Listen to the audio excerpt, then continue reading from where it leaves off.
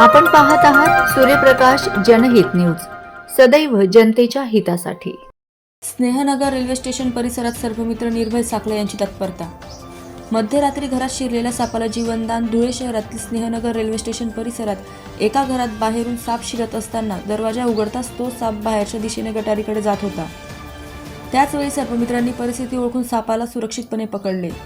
सदर घटना रात्री सुमारे 3 वाजता घडली। नागरिकांनी तात्काळ सर्पमित्र निर्भय भाऊ साखला यांना कॉल केला। वेळेची पर्वा न करता त्यांनी ताबडतोब घटनास्थळी धाव घेतली।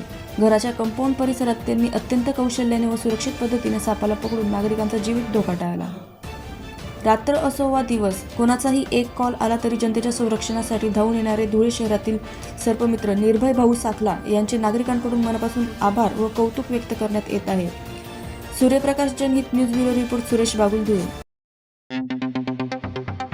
आपण पाहत आहात सूर्यप्रकाश जनहित न्यूज, सदैव जनतेच्या हितासाठी।